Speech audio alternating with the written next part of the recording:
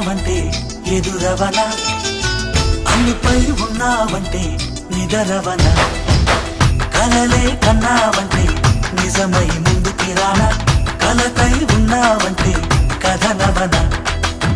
అమ్మలో ఉండే సగం అక్షరం నేనే, నాన్నలో రెండో సగం లక్షణం నేనే.